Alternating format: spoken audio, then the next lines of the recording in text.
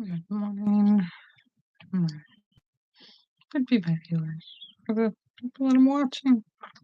Oh, how are you? You good? You good? Welcome to the Wise Window. I am your host, Lady Caren. Welcome. I'm going to breathe, and you can breathe with me if you'd like.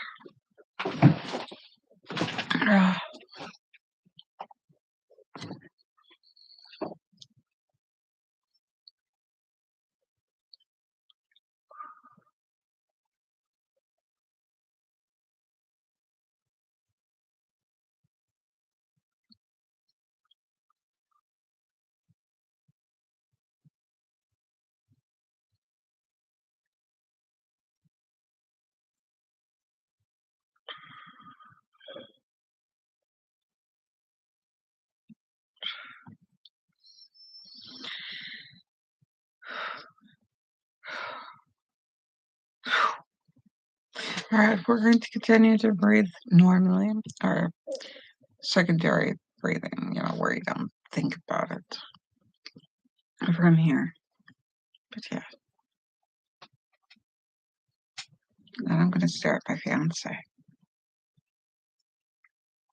because he's moving and he's alive, and I want to make sure I didn't kill him in the middle of the night with my farts. Luckily for you, you can't die from my farts.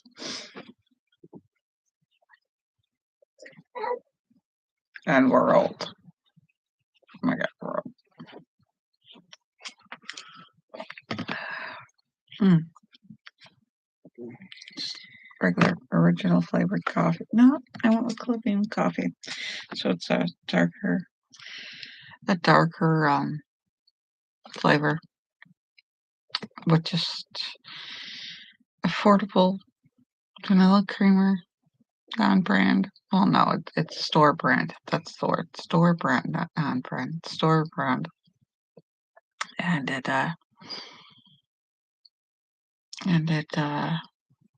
has brown sugar in it. And I put a couple ice cubes in it. We stirred it all up with good intention. And that's what we have going on for coffee this morning. I don't recall today's video of me saying, I am your host, like Kat. But yeah, I might have.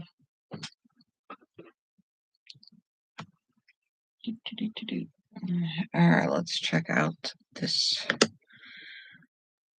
project, this crochet project.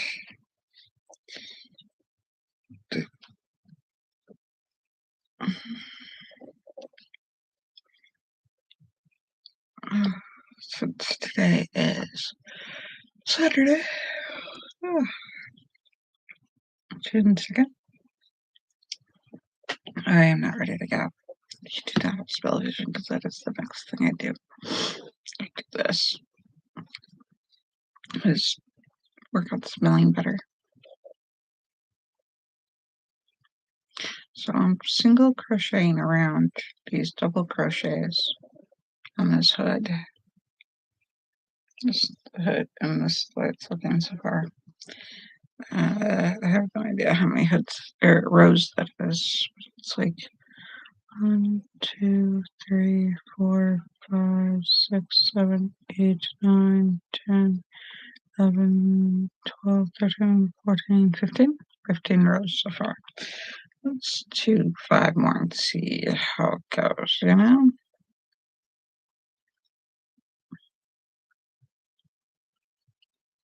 And just keep going along. I'm using, for those who crochet, this is an acrylic yarn. I think it's a 5-way. I think I have, what kind of, hold on. I'm blind and old.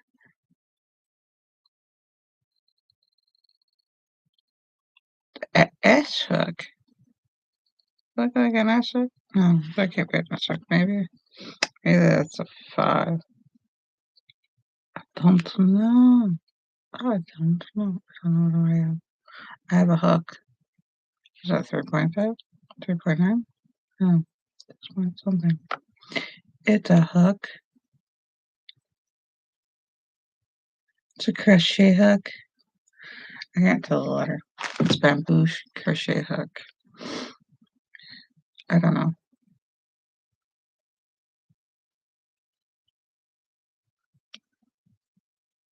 I just did it. I just picked one.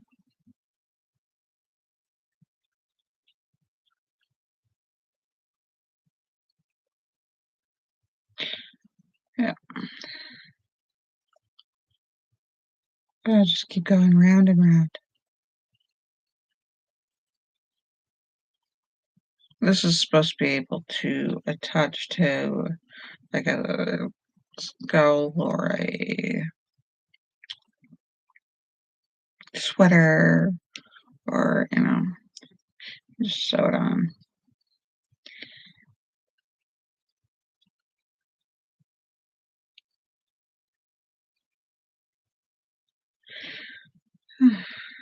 And then, or a scarf. Do the scarves that wrap around, you know, with a hood, make it look ninja cool or something. This would stick out. This would not blend in. This would not go well with blending in. Yeah, I touched the screen. I did stuff, but I can lean back. Or lean back because I'm old. I did not make any progress in May with cleaning or doing anything. I think I was mostly burnt out. So I've been trying to recover the last couple of weeks from burnout and get back into doing projects and getting things done.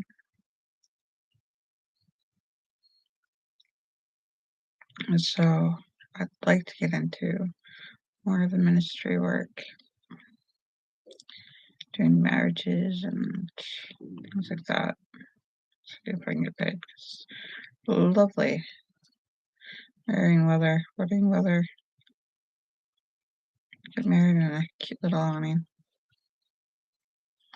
Have the priest there.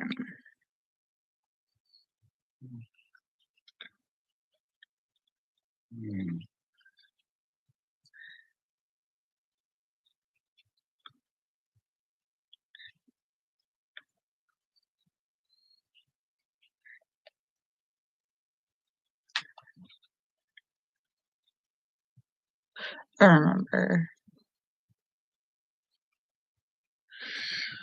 my first wedding. I didn't realize there were some people that I didn't invite to the wedding because I assumed they were going to be there at the reception. And they were insulted because they weren't formally invited. I was like, oh, because it was done on bare bones, like no money. The pastor that married us was a relative. So I learned the hard way. You're supposed to invite people to the wedding. There's just certain relatives that I assumed they're going to be there. They're helping host this. I'm like, how come you didn't show? You didn't invite me. I didn't invite. Wait, what? Right.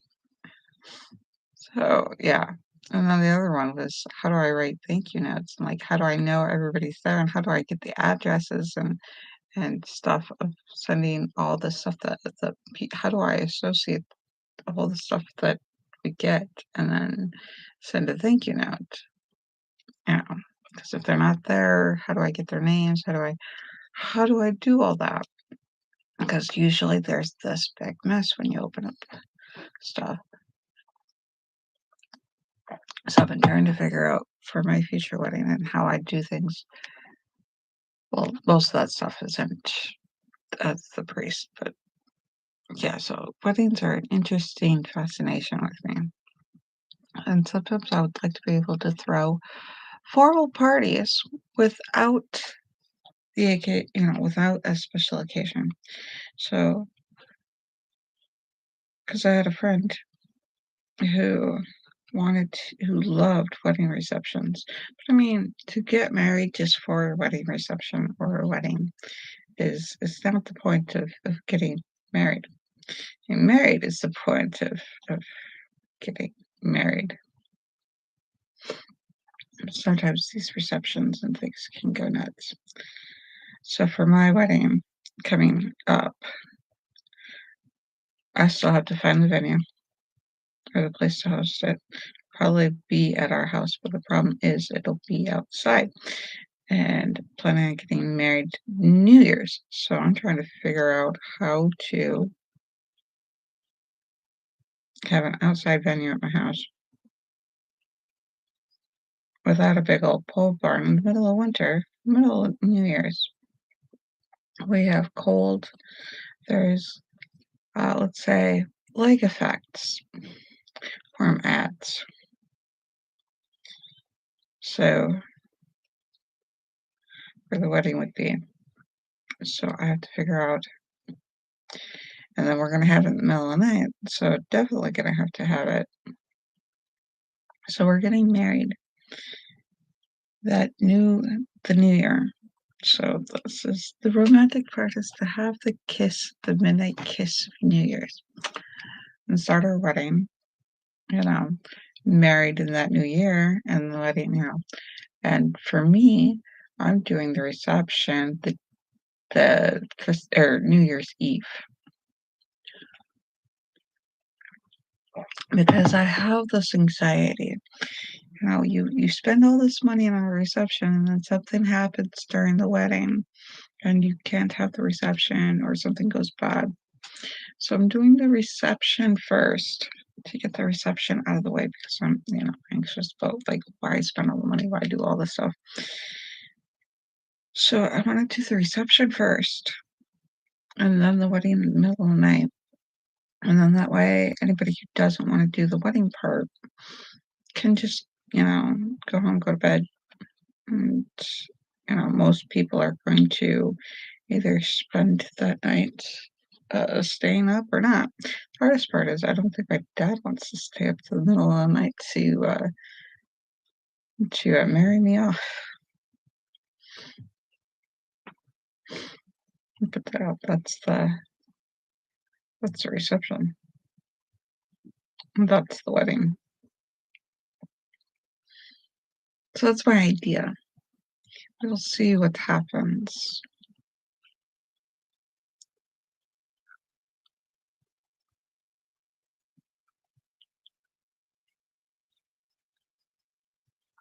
Yeah, for ADHD, having planning problems, what I do is I try to make appointments for early in the morning. Like, I like to be first thing they open as possible, because then I feel like you get the most attention, and you get a fresh person that you're seeing. They're fresh, they're ready to go. They've gotten all their morning stuff done. And they're there, they're ready. And they haven't seen 101 people by the time they get to you, and you're not, like, into the middle of the thing, into the middle. When you sit there and think about a crowd of people, you haven't blared into the crowd. So I like to get my appointments and things that need done early in the morning and put aside, especially for time blindness. Oh, I have time to do dishes, and next thing you know, 2 hours later, oh crap, I forgot. I was supposed to go. Yeah, no.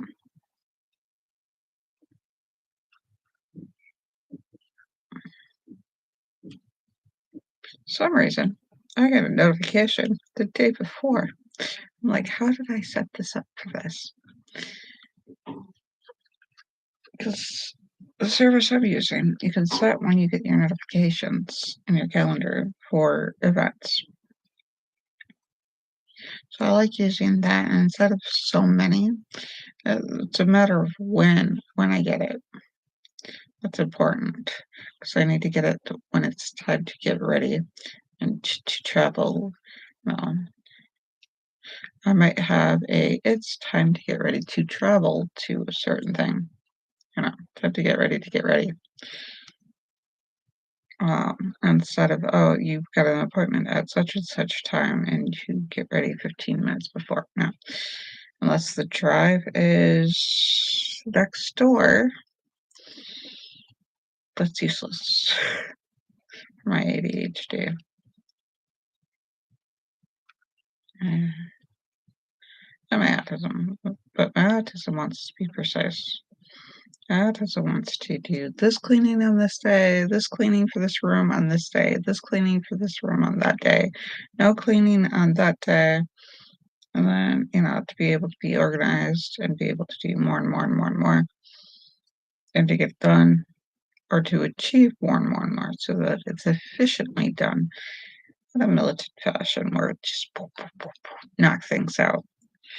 It's not easy unless you train your ADHD to enjoy the things that you're talking about, or for me anyways. Remember, we're on a spectrum, so for as many different ways to do it, or as many different things to come up, or problems to come up, there's as many different people. Yes. So yes. It's all good. Yeah. So I've been trying to figure out how to formally organize, and this is the day I do this, this is the day I do that, this is the day I do, so on a certain day.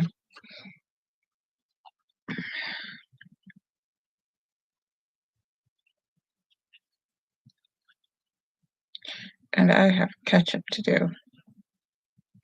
And I don't mean to catch up. No.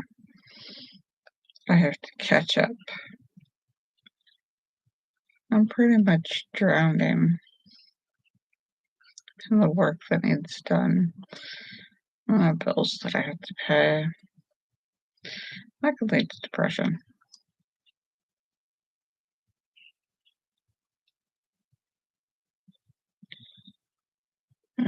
Everything will work itself out because we'll fill a need. You need to survive. I need to do this. I need to do that. We'll fill a need. And then that pisses off the hospital PDA.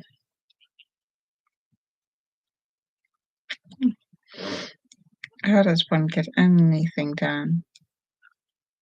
And the stigma that comes after that. We have to let some of our old biases go against ourselves and others. The judgment go. That's hard. That's a practice. That's a muscle that you have to exercise. Letting judgment go. Because I was going into a project like, I'm not judging, I'm not judging. By the end of the project, I was so judgmental. Be like, I didn't know this was a way of judging people until I started doing it. And it's a muscle. And I will be less and less judgy. And hopefully that'll bring me more and more happiness. Because it's not very wise to be so judgy. It's better to be more understanding. Yeah. I feel like, yes, I've got the older soul, the younger body. I know better. My soul knows better sometimes. Emotions are like, I want satisfaction.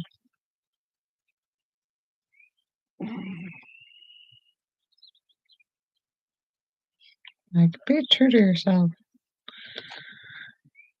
That looks even. Well, more even than the blanket, let's just say that.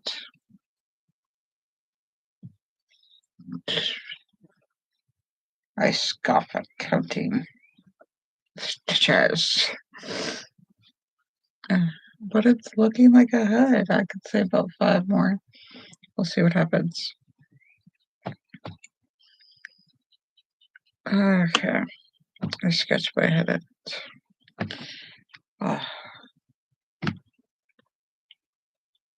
about 20 minutes to do. I guess it's supposed to be 99 stitches around. I don't know. I haven't bothered to count. But yeah, I'd have to have bought it's a $5 pattern. And it's very difficult to buy a $5 pattern with 83 cents. And which is hard because we just spent, I don't know how much money on 50-cent donut day. We are supplied with donuts. I was like, yay, I'm going gluten-free donuts. My life is an oxymoron.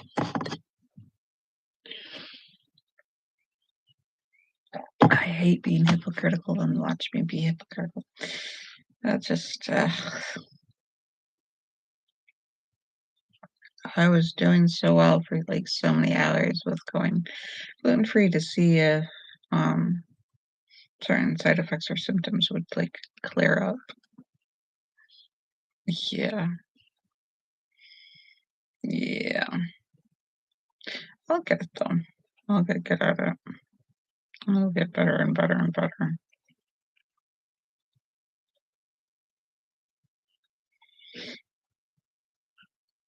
There's always that part in the frontal lobe that will use the judgy voice of somebody else that you're connected to or emotionally connected to. And I have certain aspects of my life that I review, this is what I'm going to do. That little voice pops up, whether that there or not. It feels like abuse all over again.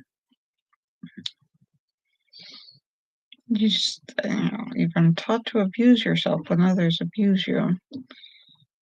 It gets to be difficult to get rid of that muscle, to prune that. Then pruning has been interesting, where I forget skills because the way I remembered or learned the skill was because of toxic behavior that I was doing, the fight or flight, and now I'm getting rid of the fight or flight. So anything I've learned inside of the fight or flight, I may prune and forget physiologically. Like my body has decided, yeah, we don't know how to do that. So I'm like, let's get out of survivor mode and relearn and core approach to everything you do in your entire life. Everything.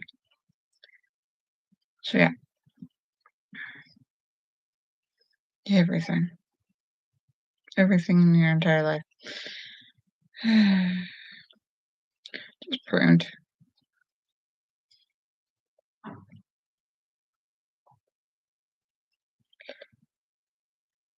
So neural pathways are, I don't know if I want to know what that noise is. It's disturbing.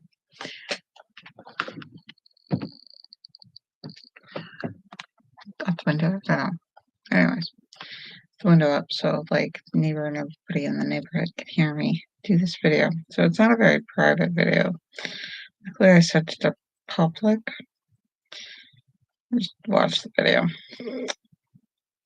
I don't really have privacy.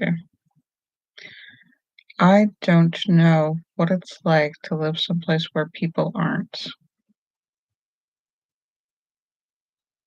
I find that disturbing. Get away from people would be nice for a little bit so I can come back and be people-y. I want equal parts of hanging out with people and equal parts of, me. Just being alone. Just, my own thoughts. Privately growing. So seeds grow in the dirt better because they're, alone and they can be themselves and then they spread out and, oh, I know a sense of self and here's the world.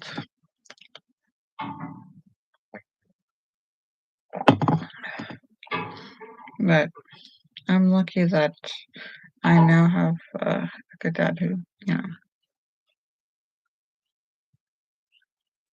respects my privacy, respects his life. So I'm lucky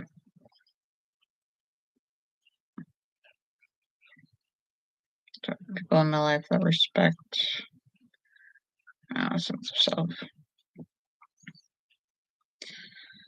I'm moving to my own place with my fiance, and we'll get it all sorted. Still sorted with my neighbors. Um,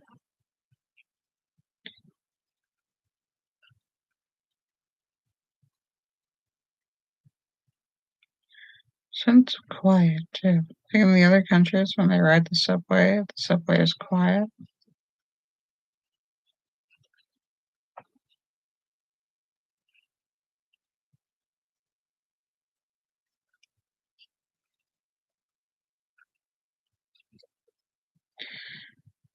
And that's odd for me. A sense of quiet. It's like growing up, my mom, as a trauma response, had the TV going on 24/7, would have the radio going on. And lately, I have been mitigating noise pollution by turning off whatever I'm listening to or putting on headsets because we all have our devices going on and different things that suck our attention. So I'll let mine go so that they can enjoy theirs. I mean, yeah.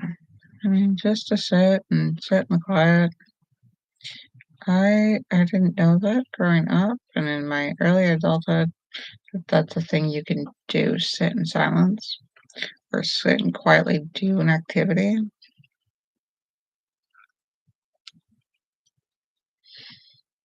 Yeah, yeah. It's like being left alone with your own thoughts. And your thoughts, there's a need for a type of part of the healing process is processing or to go through the trauma and try to decipher it, understand it, and what you want to do, like avoid it or how you want to fight it or how you want to deal with it the next time that situation comes up, like a confrontation, how to de-escalate it. And if you can learn to de-escalate it, it makes you feel better and starts to, like, you feel like you're on the edge of not surviving, and the next time it happens, you might not survive. Your body wants to prepare you, like, "Oh, no, this is how we survive if this kind of thing comes up." And so going through the trauma to try to understand what in the world happened, so you have to process it, you have to get it through and understand it, and there's a big have to with it. Because your body will do it whether or not you like it, and so you just relive the trauma, and relive the trauma, and relive the trauma, those thoughts, and you're immersed in the trauma, and it's happening all over again.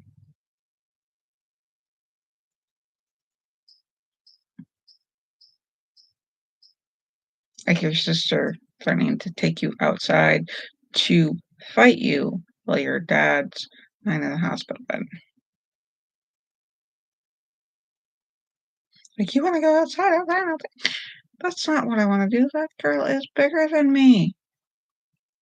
My younger sibling is bigger than me, taller than me, and a good 2 or 3 body size, 2 or 3 more bodies of mine can fit in hers.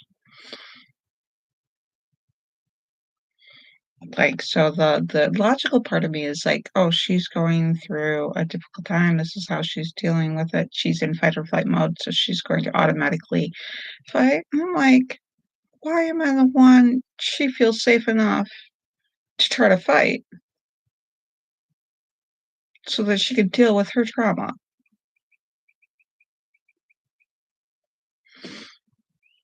That's the thing for as an autistic, we have that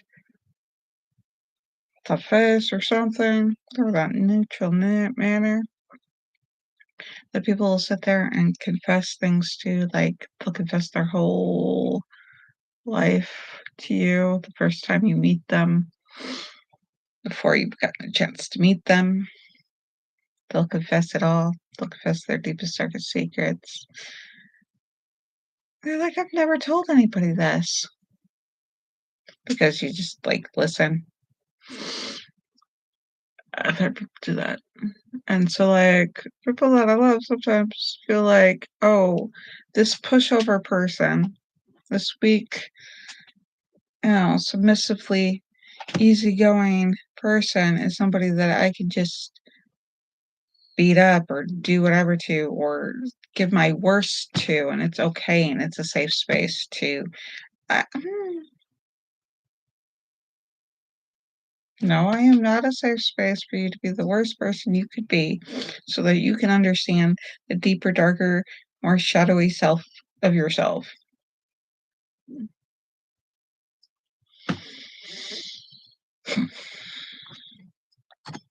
It's like, what does that do to me? What kind of trauma does that do to me? Mm-mm, no.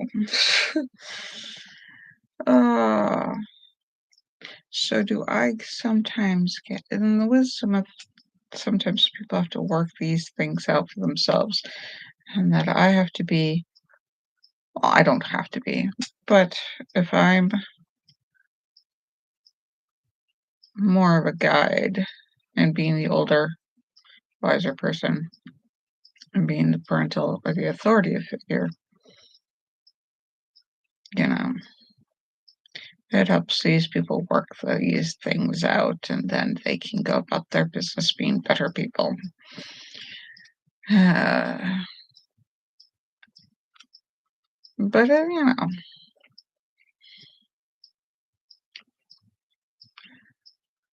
I can't think of, if I took it personally, let's put it this way, if I took it personally, then I would get more hurt, or more hurt.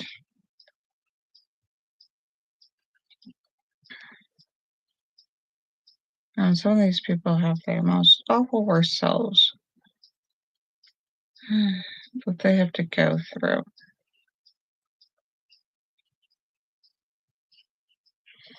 And I keep telling me, don't be judgmental, don't be judgmental, don't be judgmental.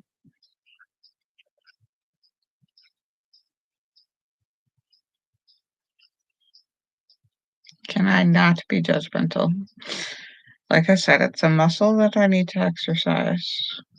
Getting rid of being judgmental, being otherwise, being more compassionate, understanding, and more in the way of guidance. It's not so much being the bigger man as it is being the man that they don't know what the fuck they're doing. This is why this is not made for kids, because I'm sitting here guessing. They do not know what they're doing. So, uh, you have to guide them through the, oh no, I don't have to, but guiding them through the experience, like it's yours. What I don't understand is how it became my responsibilities because I simply exist. So I noticed that if I don't take care of other people, things that it does not go well. It does not go well at all. But at the same time, learning to not take up things that have nothing to do with or are not your responsibility, or it's not your problem. So if you solve it, it doesn't go well. So you can solve it for what's best for you. And what's best for you is not always what's best for somebody else. So wait until they ask. That is a rule. Wait until somebody asks you to help them. If they don't ask, don't help them. I mean, you can let them know, hey, if you don't ask me, I can't help you. Because they have to know exactly what they want. And you have to give them exactly what they ask for. Not the help you want if you were in that situation, but the help they need, what they ask you for. That's hard.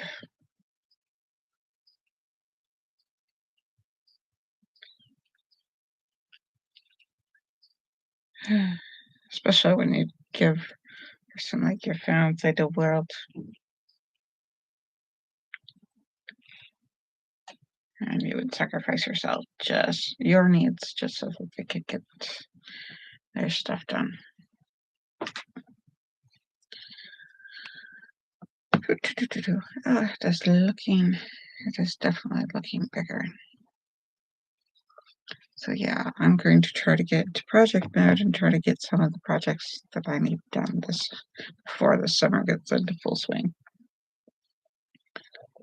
Done. So I need to take care of my stuff so that it's always easier to take care of somebody else's stuff. Because their problems are always smaller than yours. Or more manageable, even if they're bigger.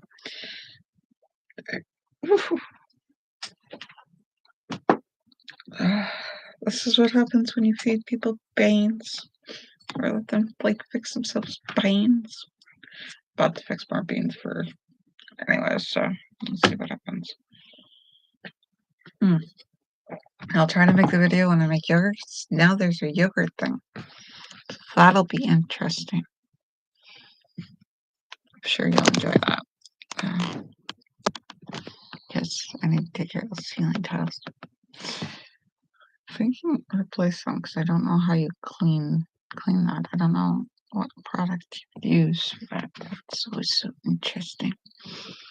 But yeah, we're getting a full moon here. I did not talk about the full moon today. Yeah, our full moon is June. Oh, that's today. We're in a full moon. So getting a project into high gear is the best way to do things. June 4th. The full moon shines. Plants, Jupiter, something. It's Sagittarius. I love this Moon X app. Let me check this out. That just kind of I don't know. One screen into another screen. See my screen. But yeah.